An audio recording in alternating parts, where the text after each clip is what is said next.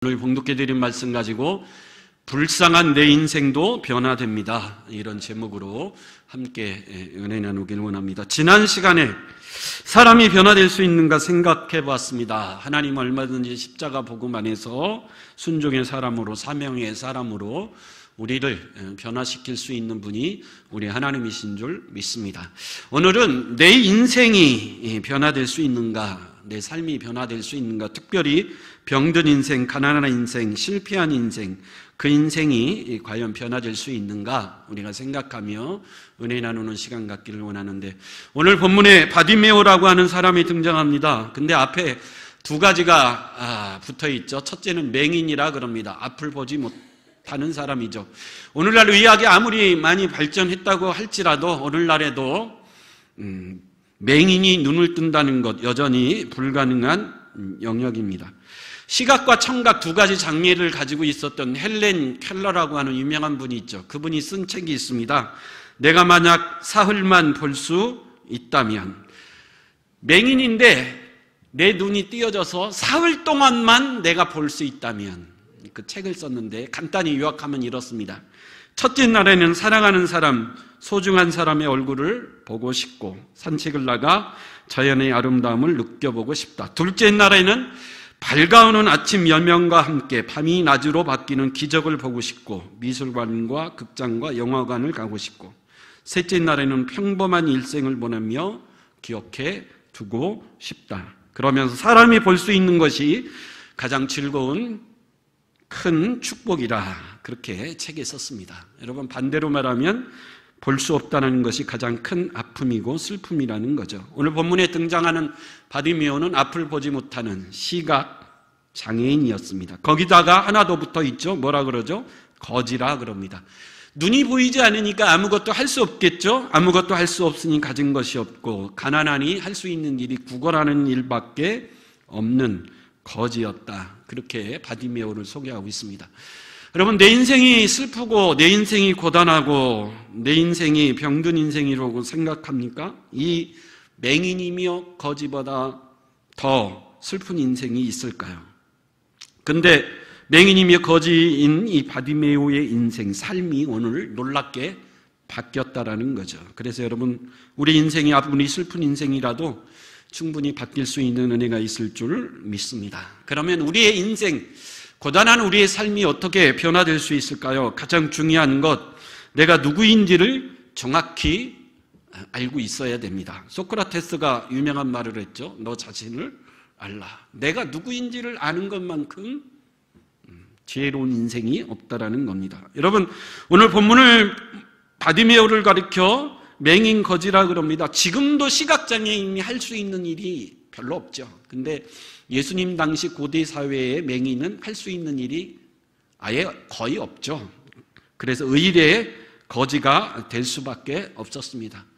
맹인이 할 수 있는 유일한 거는 지나가는 사람들에게 구걸하는 것, 그게 유일하게 할 수 있는 일이죠. 그래서 오늘 본문에 나오는 바디메오도 지나가는 사람에게 구걸하기 위해서 길가에 앉아 있었다 그럽니다. 때마침 6월절이 다가오고 있었죠. 6월절에 되면 이스라엘 사방에 흩어져 있던 성인 남자들이 다 예루살렘에 모여 일주일간 6월절 절기를 지킵니다. 그래서 많은 사람들이 예루살렘에 예배하기 위해서 제사 드리러 올라가는 중이었기 때문에 정말 거지 입장에서 보면 구걸하기 가장 좋은 절기죠. 그래서 바디메오도 이때를 놓치지 않고 예루살렘으로 예배하러 올라가는 사람들에게 구걸하기 위하여 가장 좋은 길목에 앉아 구걸하고 있었습니다. 여러분, 근데 더 슬픈 건 뭐죠? 이렇게 맹인이고 거지여서 구걸하는 것도 슬픈데 더 슬픈 것은 앞으로 상황이, 인생이 절대 평생 변하지 않을 것 같다라는 겁니다. 여러분, 지금 슬프고 힘들어도 앞으로 뭔가 바뀌고 변화될 수 있는 소망 가능성이 있다면 그래도 견딜만 하고 살만할 텐데, 맹인이 눈을 뜬다라는 것은 지금도 불가능합니다. 앞으로 절대 불가능한 일입니다. 그래서 이 바디메오의 삶, 인생은 앞으로 바뀔 가능성이 없다라는 것, 그것이 아마 더 바디메오를 힘들게 하고 슬프게 했을 겁니다. 여러분, 이 바디메오 같이 무너진 내 인생, 비참한 인생, 절망할 수밖에 없는 내 인생. 근데 그거보다도 더 슬프고 고통스러운 것은 앞으로 전혀 바뀌거나 변화될 아무런 소망이 없는 것. 이게 사실은 더 힘들죠. 그러나 여러분, 오늘 본문을 통해서 우리에게 주는 첫 번째 메시지는 뭐죠? 지금도 힘들지만 앞으로 장래 미래에 절대 변할 것 같은 이 바디메오의 인생도 어떻게 됐다라는 거죠? 변화됐다라는 거죠. 맹인이 변화돼서 눈을 뜨게 됐고, 육신의 눈뿐만 아니라 영적인 눈도 띄어져서 예수 믿고 구원받아 새로운 인생을 살게 되었다라는 거죠. 여러분, 바디메오의 인생이 이렇게 극적으로 반전될 수 있는 가장 큰 이유는 누구죠? 무엇이죠? 예수를 만났기 때문인 줄 믿습니다. 오늘 우리도 마찬가지죠. 여러분, 예수를 만나기만 하면 어떤 인생이라도 반드시 변화될 줄 믿습니다. 여러분, 이 시간 내 인생도 예수를 만나면 충분히 변화될 수 있다라는 소망, 그 믿음을 가질 수 있길, 그 확신 가운데 서 있길 간절히 축원합니다. 이 바디메오가 예수를 만나서 아무런 소망이 없는 인생이 소망 가운데 살 수 있는 인생으로 바뀐 가장 중요한 출발점은, 바디메오는 내 인생의 처지가 어떤 처지였는가를 정확히 알고 있었다라는 거죠. 오늘 이 바디메오가 예수님에게 뭐라고 외쳤습니까? 47절에 보면 다윗의 자손 예수여, 나를 어떻게 해달라고요? 불쌍히 여겨달라. 예수님, 나는 불쌍한 인생이고 나는 비참한 인생입니다. 그러니 나를 좀 불쌍히 여겨달라는 겁니다. 여러분, 많은 사람들이 내가 내 인생이 얼마나 비참한 처지에 있는가를 모르고 살아가는 분들이 많이 있습니다. 육적으로 그렇지만 특별히 영적인 부분에서 그렇죠. 여러분, 많은 사람들이 예수 앞에 나오지 못하는 결정적인 이유가 뭡니까? 그것은 자기가 얼마나 불쌍한 존재인지, 자기가 얼마나 비참한 존재인지를 인식하지 못하고 있기 때문이죠. 여러분, 처음 예수를 믿고 성경을 읽는 많은 분들이 성경을 읽다가 실망하는 사람들이 많이 있습니다. 왜 그렇죠? 성경은 한자죠. 거룩한 경전이다. 그렇게 이름을 성경이라 붙였는데, 그래서 많은 분들이 성경은 거룩한 책이고 성경은 경건한 책이다, 그렇게 알고 창세기를 읽기 시작하는데, 창세기를 읽으면서 실망하는 분들이 많이 있습니다. 창세기에 가장 먼저 등장하는 사건이 뭐죠? 형 가인이 동생 아벨을 돌로 쳐 죽이는 끔찍한 살인사건이 나오고, 그 다음 아브라함의 조카 롯이 있었는데, 롯에게는 두 딸이 있었습니다. 두 딸이 시집을 갔죠. 결혼을 했는데 소돔성에 살고 있다가 우리가 잘 아는 대로 그만 두 딸의 남편 사위들이 소돔성이 멸망한 때 같이 죽었습니다. 딸들 입장에서 보면 남편이 없는 거죠. 그래서 이 두 딸이 어떻게 하죠? 아버지 롯을 술 취하게 만들어 아버지와 동침해서 두 딸이 모압과 암몬을 낳습니다. 그래서 모압 족속이 되고 암몬 족속이 되죠. 근친상간이죠. 자신의 친아버지와 근친상간을 한 거죠. 또 야곱의 셋째 아들 유다는 어떻습니까? 야곱의 셋째 아들 유다의 며느리가 있었는데 남편 아들이 죽자 이 며느리도 시아버지인 유다를 유혹해서 아이를 낳습니다. 그래서 성경을 읽다가 이 성경이 이게 도대체 무슨 책인가, 그렇게 실망하는 분들이 많이 있습니다. 그러나 반대로 그런 부분을 높이 사는 분들도 있죠. 여러분, 성경은 위인전기도 아니고 영웅담을 기록한 책도 아닙니다. 성경은 솔직한 책이죠. 성경은 있는 그대로 인간의 실수와 연약함을 가감없이 숨김없이 기록한 책이 성경입니다. 그래서 성경은 인간의 죄악됨을 솔직히 기록해 놓았습니다. 그래서 성경은 절대 위대한 책이 아닙니다. 믿음의 조상 아브라함을 보십시오. 아브라함은 절대 믿음의 영웅이 아니고 어떤 영적 기질도 가지고 있지 않았습니다. 아브라함은 자신이 죽을까 봐 자신의 아내 사라에게 뭐라고 그러죠? 당신은 내 아내라고 하지 말고 뭐라고 해달라고요? 누이라고 해달라. 왜 그렇죠? 내가 죽을까 봐. 그것도 한 번도 아니고 두 번이나 애굽 왕 바로와 블레셋 왕 앞에서 두 번이나 내 아내라고 하지 말고 제발 누이라고 해달라, 그렇게 속이고 자신의 목숨을 유지했던 정말 비겁한 사람이 아브라함이죠. 야곱은 또 얼마나 간사한 사람입니까? 세상 말로 잔머리에 대왕 같은 사람이 야곱이죠. 그래서 야곱은 모든 사람들을 다 속입니다. 형도 속이고 아버지도 속이고 외삼촌도 속이고 만나는 모든 사람들을 다 속여버립니다. 여러분, 성경은 이렇게 인간의 죄악된 모습, 연약한 모습을 있는 그대로 솔직하게 다 기록해 놓았습니다. 왜 그렇죠? 성경을 읽으면서 누구를 보라는 거죠? 나를 보라는 거예요. 아브라함이 왜 그렇게 비겁했을까? 야곱이 왜 이렇게 간사할까? 그러지 말고 그 비겁하고 간사한 사람이 성경은 누구라 그래요? 바로 나라는 거예요. 나를 보라는 거예요. 성경은 세상 누구도 하나님 앞에 의로운 인생이 없다 그럽니다. 다 연약하고 비겁하고 초라한 인생에 불과하다라는 거죠. 근데 거기에 그치지 않고 성경은 하나님은 그런 사람을 어떻게 한다라는 거죠? 사랑하시되 끝까지 사랑하시는 분. 그래서 누구든지 비겁한 사람이든 사악한 사람이든 간사한 사람이든 누구든지 하나님 앞에 나오면 하나님의 크신 사랑으로 모든 죄가 용서받고 구원의 놀라운 은혜가 임하는 줄 믿습니다. 이것을 깨닫는 것이 은혜의 출발점이라는 거죠. 성경은 내가 얼마나 괜찮은 사람인가를 깨닫게 주는 책이 절대 아닙니다. 성경은 내가 얼마나 반듯한 인생을 살아온 사람인가를 깨닫게 해주는 책도 아니에요. 성경을 읽으면서 나는 꽤 괜찮은 사람이다 이걸 깨달았다면 성경을 잘못 읽은 겁니다. 성경을 읽으면서 나는 죄인이구나. 성경을 읽으면서 내 인생은 정말 비참한 인생인가를 깨닫는다면 성경을 정확히 읽은 겁니다. 여러분, 교회 중에 어떤 교회가 좋은 교회죠? 자신의 약함과 약점을 서스럼 없이 고백할 수 있는 공동체, 그게 좋은 믿음의 공동체인 줄 믿습니다. 그런 약함과 약점을 이야기했을 때 비난하거나 이용의 대상으로 삼지 않고 따뜻한 마음으로 품어줄 수 있는 교회, 그런 교회가 주님이 기뻐하시는 거룩한 공동체인 줄 믿습니다. 많은 분들이 예수님 앞에 나오지 못하는 가장 큰 이유는 자신의 연약함과 비참함을 아직 인식하지 못했기 때문이죠. 그래서 여러분, 예수님 앞에 나와 우리가 먼저 해야 될 가장 첫 번째 기도 제목은 내가 하나님 앞에 얼마나 추악한 죄인이고 비참한 인생인가를 깨닫게 해달라는 기도입니다. 그걸 깨닫기 시작할 때 주님의 놀라운 은혜가 임하기 시작할 줄 믿습니다. 오늘 이 맹인 거짓 바디메오의 삶이 변화되는 출발점은 내 인생이 얼마나 비참하고 불쌍한 인생인가를 정확히 인식하고 있었다라는 거죠. 그래서 예수님이 나를 불쌍히 여겨 주셔야만 내 삶이 변화될 수 있다라는 인생임을 깨달았다는 거죠. 여러분, 복음을 가리켜 굿뉴스, 좋은 소식, 복된 소식이다 그럽니다.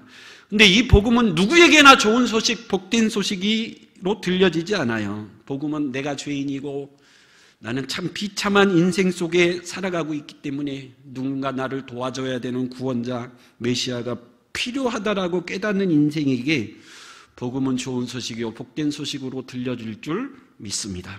여러분, 제가 모태신앙 아닙니까? 그래, 한동안 예수님이 왜 십자가에 굳이 나를 위해서 그렇게 비참하게 죽어야 되는지 이해가 되지 않았어요. 왜죠? 저는 눈 뜨고 나니까 교회 다니고 있었고 교회를 떠나본 적이 없어요.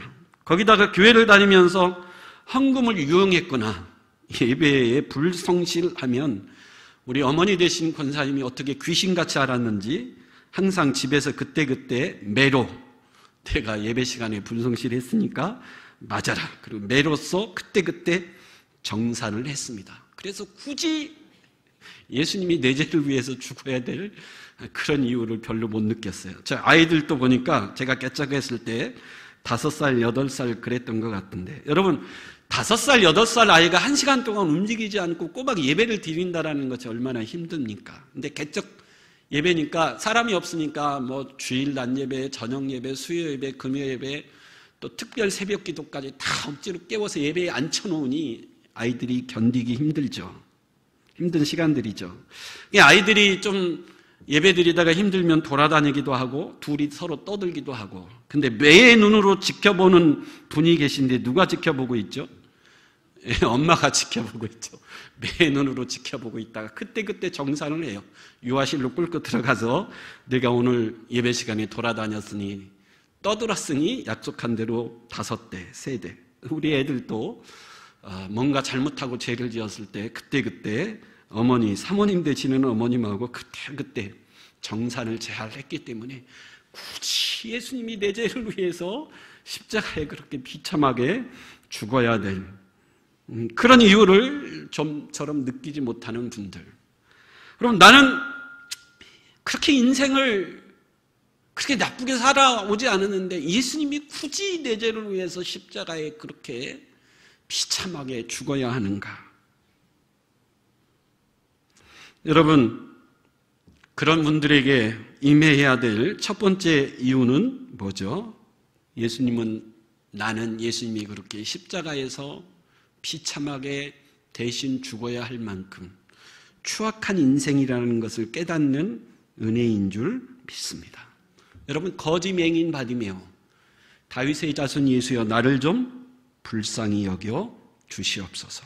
나는 불쌍한 인생이고 비참한 인생이며 다윗의 자손 예수님이 반드시 필요한 인생임을 깨달았다라는 거죠. 여러분, 2차 세계대전 당시 가장 악명 높았던 독일의 아우슈비츠 수용소에서 살아남았던 유대인 에이엘 디무르라는 사람이 있습니다. 이 사람이 1961년에 그 유명한 나치 잔장들에 대한 전범 재판이 열렸을 때 히틀러의 참모였던 아돌프 아이히만이라는 전범 중에 1급 전범이죠. 이 사람이 법정에 서게 됐습니다.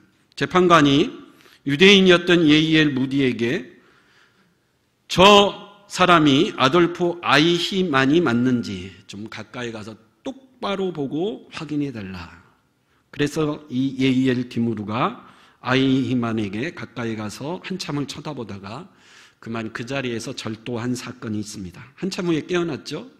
그래서 물었습니다. 사람들이 왜 절도했습니까? 과거에 수용소에 악몽이 되살아났습니까? 네, 대답하기를 아닙니다.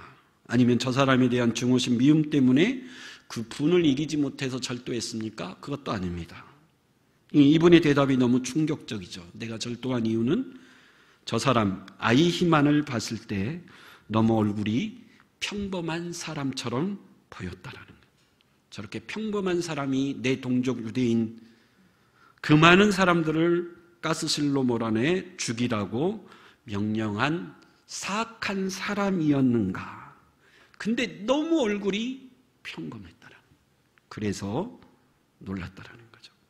근데 그 다음 말이 더 충격적이죠.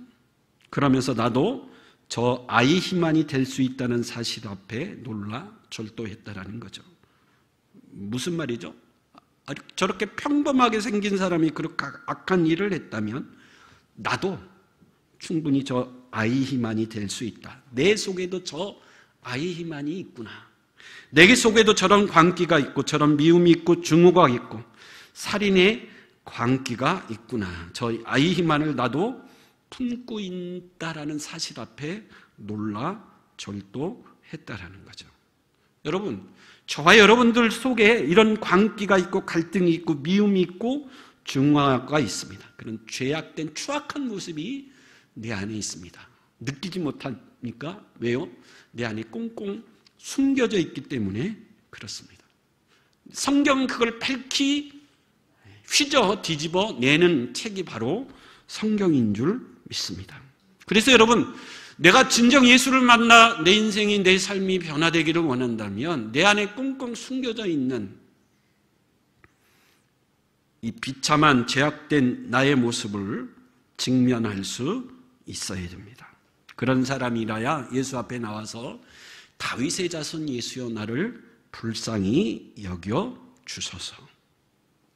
여러분, 내가 얼마나 비참한 존재인가를 깨닫는다면 십자가에 못 박힌 예수님이 보이기 시작할 겁니다. 여러분, 예수님께서 바디메오가 살고 있던 여리고에 오시자 사람들이 바디메오에게 예수를 소개하는데 46절에 보면 예수를 소개할 때 뭐라고 소개하죠? 나사렛 예수란 말을 듣고. 그러니까 사람들이 바디메오에게 예수를 뭐라고 소개한다고요? 나사렛 예수라. 이 말은 예수님을 굉장히 무시하고 경멸하는, 예수님은 나사렛 촌동네 출신의 뭐라는 거죠? 촌놈이라는 거예요. 요한복음 1장에 보면 빌립이 예수님을 만나고 나서 나다나엘에게 가서 내가 메시아를 만났다 소개하자 나다나엘이 한 유명한 말이 있습니다. 요한복음 1장 46절 한번 보겠습니다. 요한복음 1장 46절 시작. 나다나엘이 이르되 나사렛에서 무슨 선한 것이 날 수 있느냐 빌립이 이르되 와서 보라 아니라. 나다나엘이 이르되 나사렛에서 무슨 선한 것이 날 수 있겠느냐. 나사렛은 촌동네라는 거죠. 촌동네 출신 예수는 절대 인물이 될 수 없는 촌놈이라는 무시하는 말입니다. 제가 부목사 시절에 저는 농촌 출신이고 같이 사역했던 부목사님은 도초도라는 섬 출신이에요. 그래서 담임 목사님이 언젠가 저보고 목사님은 농촌 출신이라 촌놈이고 목사님은 섬 출신이라 섬놈인데 촌놈하고 섬놈하고 목회하려고 하니까 참 힘들다 그런 말을 하더라고요. 그래서 제가 약간 기분이 안 좋아서 그랬습니다. 목사님은 산적같이 생기셔서 산적 출신인데 그래도 산적보다는 촌놈하고 섬놈이 낫지 않습니까? 쪼크였습니다 서로. 나사렛 예수라는 말은 사람들이 당시 상당한 편견을 가지고 예수님을 무시하는 말이에요. 촌동네 출신의 촌놈이라는 겁니다.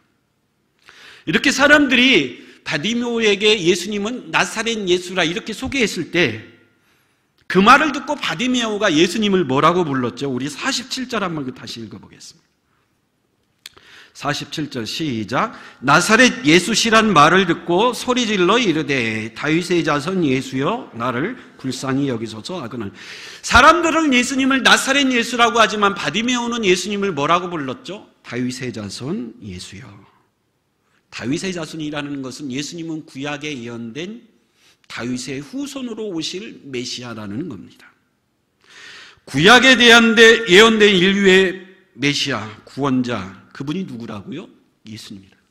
그래서 예수님은 우리 인생의 삶을 바꿀 수 있는 구원자로 오신 구약에 예언된 다윗의 후손 메시아라고 이 바디메오는 믿고 그렇게 불렀다라는 거죠. 특별히 이사야 35장 5절 한번 읽어볼까요? 이사야 35장 5절 시작. 그때 맹인의 눈이 밝을 것이며 못 듣는 사람의 귀가 열릴 것이며.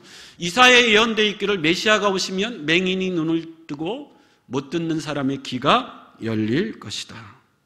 여러분 바디메오는 이 말씀과 함께 들려오는 소문을 들었을 겁니다. 예수를 만난 사람들 가운데 안진뱅이가 일어서고 귀머거리의 귀가 열리고 귀신도 복종하며 나갈 뿐만 아니라 예수를 만난 사람들마다 인생이 바뀌고 삶이 바뀌고 운명이 바뀌어서 새로운 삶을 살더라. 그래서 바디메오는 사람들이 예수를 나사렛 예수라고 부르며 무시하고 경멸했지만 바디메오는 그렇게 생각하지 않았습니다. 예수는 구약에 예언된 메시아다. 이사야 35장에 예언된 메시아가 맞다면 저분은 충분히 내 눈도 열 수 있을 것이다. 그래서 소리친 거죠. 다윗의 자손 예수여, 성경에 약속된 메시아여, 다윗의 자손으로 오신 예수여, 나를 좀 불쌍히 여겨 주시옵소서. 예수는 치유자요, 구원자요, 메시아로 믿었다라는 거죠. 그래서 이 바디메오는 육신의 질병이 고쳐졌을 뿐만 아니라 더 중요한 것은 52절이죠. 52절 한번 읽어볼까요? 시작. 예수께서 이르시되 가라 내 믿음이 너를 구원하니. 눈만 띄었을 뿐만 아니라 그의 뭐까지도 구원받았죠. 그의 영혼까지도 구원받았어요. 가라 내 믿음이 너를 구원했다. 예수님은 치유자일 뿐만 아니라 구원자였다라는 거죠. 맹인 거지 바디메오는 비록 육신의 눈은 멀었지만 영적인 눈은 열려 있어서 예수님이 누구신지를 정확히 볼 수 있었다라는 거죠. 예수님을 정확히 볼 수 있었던 것은 자신의 처지가 얼마나 비참한 처지인가를 알았기 때문입니다. 이 당시 12제자도 아직 예수님을 다윗의 후손으로 보지 못했습니다. 왜냐하면 예수님은 평범한 목수의 아들로 오셨기 때문이죠. 예수님은 귀족도 아니고 왕족도 아니고 왕자로 태어나지도 않았습니다. 화려한 스펙을 자랑한 만한 부러워할 만한 조건도 없으셨어요. 평범한 목수의 아들에 불과하셨죠.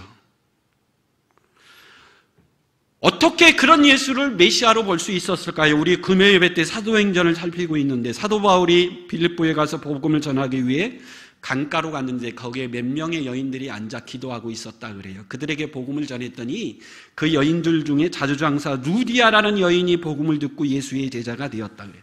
근데 어떻게 그 여인의 몇 명 중에 루디아가 예수를 믿고 주의 제자가 될 수 있었는가? 우리 사도행전 16장 14절 한번 읽고 시작. 두아디라시에 있는 자색 옷감 장사로서 하나님을 섬기는 루디아라는 여자가 말을 듣고 있을 때 주께서 그 마음을 열어 바울의 말을 따르게 하신지라.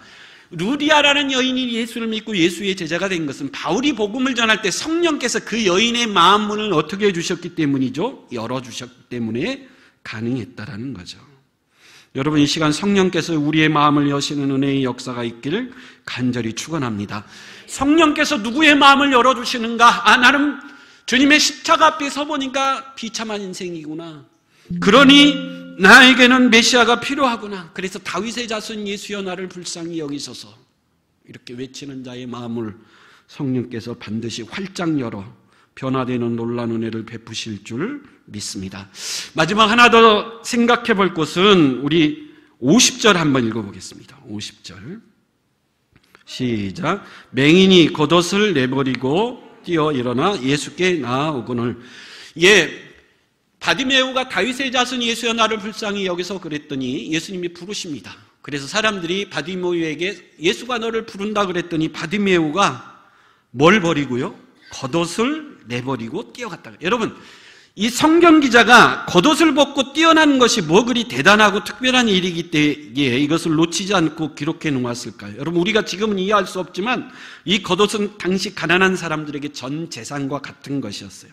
지금 우리가 잘 때 뭐 이불도 젖고 다고 잠옷도 입고 그러지만 옛날에는 그렇지 못해요. 특별히 가난한 사람들에게 이불은 상상하지도 못했고 꿈도 꾸지 못했어요. 그래서 여러분, 가난한 사람들의 겉옷은 밤에 잘 때 뭔 역할을 해주는 거죠? 이불 역할을 해주는 거예요. 그리고 낮에는 40도까지 오르는 뜨거운 태양빛 아래 피부가 탈 수 있으니까 피부가 타지 않도록 보호해주는 역할이에요. 지금 생각하면 안 돼요. 여러분, 우리는 밤에 이불도 덮고 자 그러는데 옛날에는요, 가난한 사람들에게 이불이 없었어요. 그래서 겉옷을 두르고 낮에 생활하다가 밤에 잘 때는 그 겉옷을 덮고 뭐 하는 거죠? 자는 거예요. 그래서 구약에 보면 가난한 사람이 겉옷을 저당 잡히고 돈을 빌려갔을지라도 저녁이 되기 전에 반드시 그 겉옷을 뭐 해라? 돌려주라. 우리 출애굽기 22장 26절 한번 읽어보겠습니다. 시작. 내가 만일 이웃의 옷을 전당 잡거든 해가 지기 전에 그에게 돌려보내라. 그것이 유일한 옷이라. 그것이 그의 알몸을 가릴 옷인즉 그가 무엇을 입고 자겠느냐? 그가 내게 부르짖으면 내가 들으리니 나는 자비로운 자임이라. 또 신명기 24장 12절에 똑같은 말을 하고 있어요. 같이 읽어보고 있습니다. 시작. 그가 가난한 자이면 너는 그의 전당물을 가지고 자지 말고 해질 때에 그 전당물을 반드시 그에게 돌려줄 것이라. 그래야면 그가 그 옷을 입고 자며 너를 위하여 축복하리니 그 일이 내 하나님 여호와 앞에서 내 공의로움이 되리라. 이 겉옷은 가난한 사람들에게는 추위를 막아주는 유일한 수단이기 때문에 해가 지기 전에는 반드시 돌려줘라. 그러지 않으면 밤에 추위에 자다가 얼어 죽을 수 있으니까. 그래서 이 겉옷은 가난한 사람들에게 전 재산 같은 것이고 자신의 목숨 같은 것입니다. 그래서 이스라엘 백성들에게 이 겉옷을 내던진다라는 것은 상상하지 못해요. 여러분, 요한복음 21장에 보면 예수님이 십자가에 죽으실 때 베드로를 비롯한 예수님의 7명의 제자들이 갈릴리 바다로 고기 잡으러 갔어요. 3일 만에 부활하신 예수님이 그들을 찾아갑니다. 그리고 배 오른편에 그물을 던지라. 처음 부르실 때를 상기시는 말씀을 하시는데 엄청난 고기를 잡았어요. 그때 주님의 사랑하시는 제자 사도 요한이 베드로 보고 주님이시라 그랬을 때 베드로의 반응이 요한복음 21장 7절에 나와 있는데 같이 읽어보겠습니다. 시작. 예수께서 사랑하시는 그 제자가 베드로에게 이르되 주님이시라 하니 시몬 베드로가 벗고 있다가 주님이라 하는 말을 듣고 겉옷을 두른 후에 바다로. 베드로는 성격이 제일 급하죠. 근데 보기는 누가 먼저 봤어요? 사도 요한이 봤는데 뛰어들기는 누가 먼저 뛰어들죠? 베드로죠. 베드로. 베드로가 뛰어드는데 어떻게 하고 뛰어들죠? 겉옷을 챙겨 들고 바다로 뛰어듭니다. 여러분, 왜 베드로가 겉옷을 챙겨 들고 바다로 뛰어들었을까요? 누가 훔쳐갈까 봐 그랬을까요? 아닙니다. 왜? 겉옷은 이스라엘 백성들에게 생명과 같은 것이기 때문에 겉옷을 함부로 대하지 않았어요. 또 디모데후서 4장 17절에 보면 로마 감옥에 갇혀있는 바울이 디모데에게 편지하면서 네가 올 때 2가지를 꼭 가져와라 부탁하는데, 우리 디모데후서 4장 13절 한번 읽어보겠습니다. 시작. 내가 올 때 내가 들어와 가보의 집에 둔 겉옷을 가지고 오고, 또 책은 특별히 가죽 중에, 바울이 디모데에게 올 때 2가지 가지고 와라. 가죽 종이에 쓴 거 성경이죠. 성경 가지고 오고 또 뭘 가지고 와라? 겉옷을 가지고 와라. 여러분, 겉옷은 성경만큼 이스라엘 백성들에게 생명과 같이 중요한 것입니다. 근데 이 바디메오가 예수님이 부르신다는 말을 듣고 겉옷을 어떻게 하고요? 내버리고 팽겨치고 갔다라는 것은 엄청난 사건입니다. 여러분, 우리가 주님 앞에 나아갈 때 걸림돌이 되는 겉옷 같은 것이 있을 수 있습니다. 어떤 분은 자존심이죠. 나는 죽으면 죽었지 내 자존심은 포기할 수 없다. 어떤 분은 자녀일 수 있고 직장일 수 있고 부모님일 수 있고 사랑하는 그 누구일 수 있습니다. 여러분, 비록 내 생명보다 중요하게 생각하는 것일지라도 주님이 부르시면 그걸 과감하게 내려놓고 나아갈 수 있는 저와 여러분 될 수 있기를 간절히 축원합니다. 부자 청년이 대표적이죠. 예수님이 네 가진 모든 것을 팔아 가난한 자들에게 주고 나를 쫓으라 그러니 이 부자 청년은 그 재물을 포기하지 못했습니다. 그래서 예수를 따르지 못했어요. 여러분, 우리가 왜 예수를 따르지 못합니까? 체면 때문에, 이미지 때문에, 다른 사람의 시선 때문에. 이거 포기하고 놓으면 당장 죽을 것 같으니까. 근데 여러분, 내 인생이 비참한 것을 깨달았고 내 인생의 구원자는 예수님 한 분밖에 없다라는 것을 발견했다면 다윗의 자손 예수여 나를 불쌍히 여기소서 외쳐야 될 것이고, 주님이 나를 부르실 때 여러분, 내가 가지고 있는 것이 아무리 소중한 것일지라도 그것을 버리고 주님께 나아갈 수 있는 저와 여러분들이 될 수 있길 간절히 축원합니다. 그래야 우리의 인생이 바디메오 같이 바뀌고 변화될 수 있다라는 겁니다. 여러분, 결론입니다. 예수님만이 나의 유일한 구세주 되시고 유일한 분이신 줄 믿습니다. 그분을 신뢰해 보십시오. 예수님만이 나를 바꿀 수 있다. 나도 나를 바꿀 수 없는 절망 속에 있지만 주님 앞에 엎드려 나를 불쌍히 여겨달라고, 당신을 내가 믿어보기를 원합니다. 당신만이 유일한 구원자요 치유자인 것을 믿습니다. 그리고 그분이 부르실 때 그분의 부르심 앞에 순종하게 나아간다면 저와 여러분들의 인생은 반드시 바뀌고 변화될 줄 믿습니다. 아멘. 우리 다 같이